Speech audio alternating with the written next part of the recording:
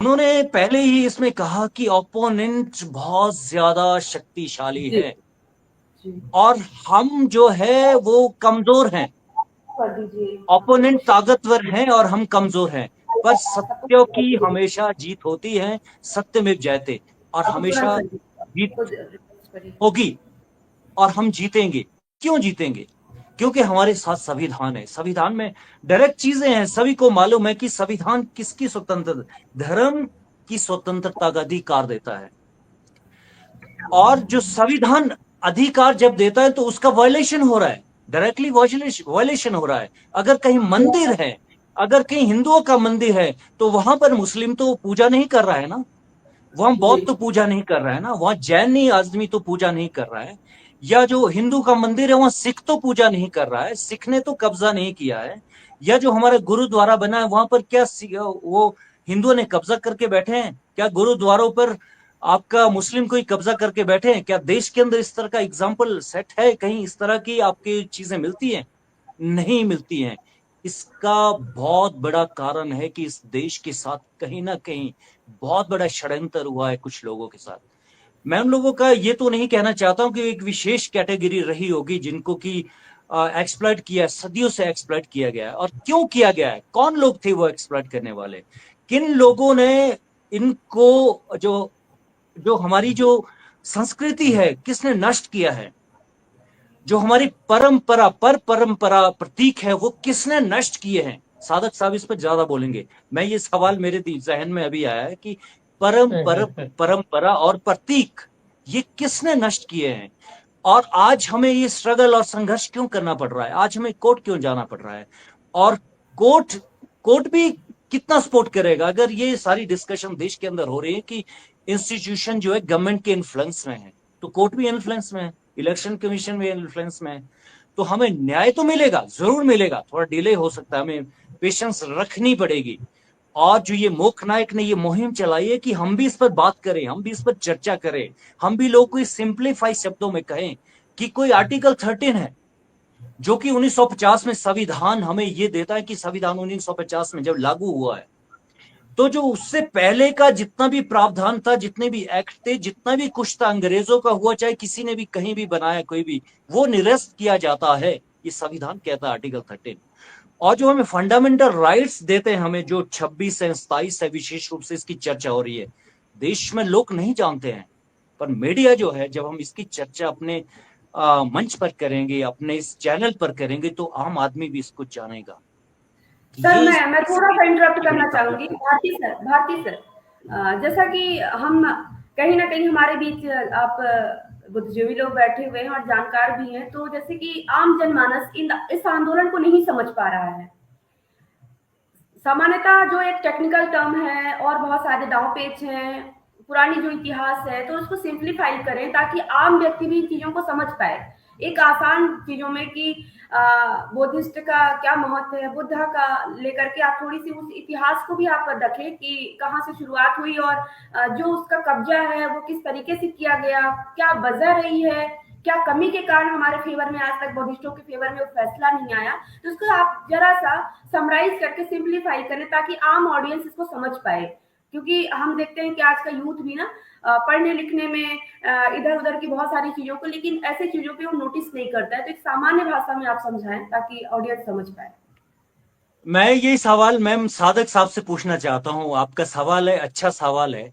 मुझे लगता है कि साधक साहब लिटरेचर और हिस्ट्री को अच्छी तरह से जानते हैं, और किस तरह से हमारे जो अभी इतिहास को कैसे डिस्ट्रॉय किया गया है। और हमें जी मालूम ही नहीं है साधक साहब कि हम है कौन, इस देश में हमारा अस्तित्व है क्या है।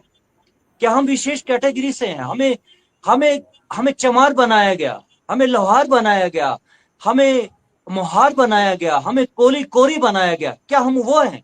क्या हमारा अस्तित्व ये है? हम कहां से ये चीजें डाइवर्ट हुए? कौन लोग थे इसके पीछे जिन्होंने ये षड्यंत्र रचा? साधक साहब इसका बड़ा अच्छा जवाब देंगे कि देश में ये टैग जो है हमारे, ये क्यों लगाया मानवता के ऊपर? ये मानव जाति को क्यों इस तरह से मैं कह सकता हूं कि एक नैसर्ग जो मानव है, एक प्रकृति है, सबके साथ साथ में चलती है। क्यों ये इस तरह के स्टिग्मेटाइज किया गया है पूरे देश के लोगों को? और ये पूरे विश्व में ये सारी चीजें कहीं नहीं है, इस तरह का स्ट्रगल कहीं नहीं है। जाति का स्ट्रगल नहीं है, धर्म का स्ट्रगल नहीं है। मानवता मानव के साथ जीता है, आराम, बिल्कुल आराम से रहता है। पर इस देश के अंदर ये कहां से ये चीजें डाइवर्ट हुई है? साधक साहब, मुझे लगता है कि इस पर अच्छा जवाब देंगे। साधक साहब, आप कंटिन्यू कर सकते हैं। जी सर। सर धन्यवाद धन्यवाद धन्यवाद जी।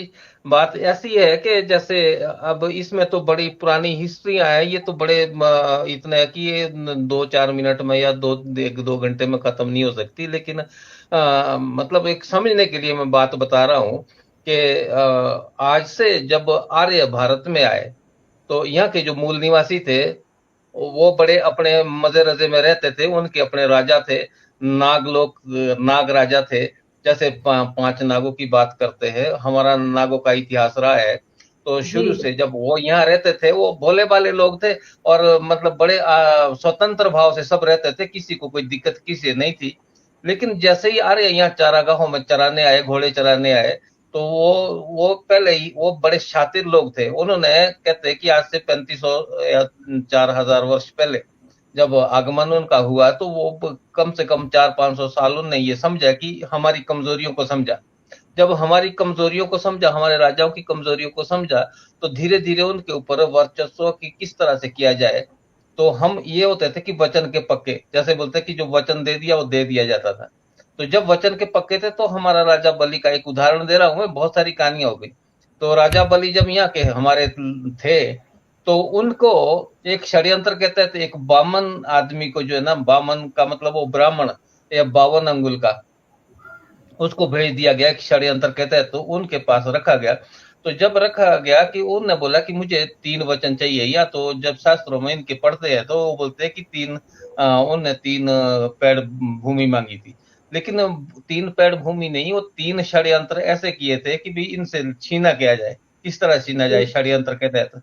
तो उन्होंने जो है ना, पहले जब 3 वचन मांगे थे कि महाराज मुझे 3 वचन दे दो, तो राजा ने भी सोचा कि चलो इनको 3 वचन आसानी से दे देते, क्या मांगेगा बेचारा, 52 अंगुल का तो है कोई ऐसी। लेकिन उसको भी नहीं इतना आवास हुआ था। तो जब वो मांगा, तो उसने पहला मांगा कि मुझे शिक्षा का अधिकार चाहिए।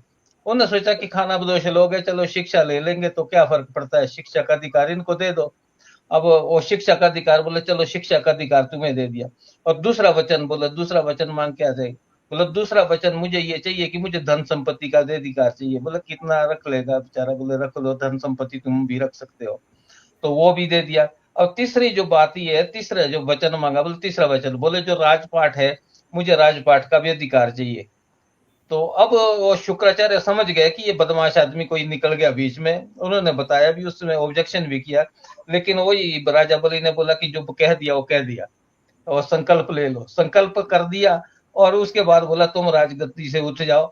और आज यही हमारा कारण रहा है कि हमारे को शिक्षा का अधिकार छीन गया और संपत्ति रखने का अधिकार छीन गया, और हम उसके बाद हमारा जो है राजपाट का अधिकार उन्होंने छीन लिया।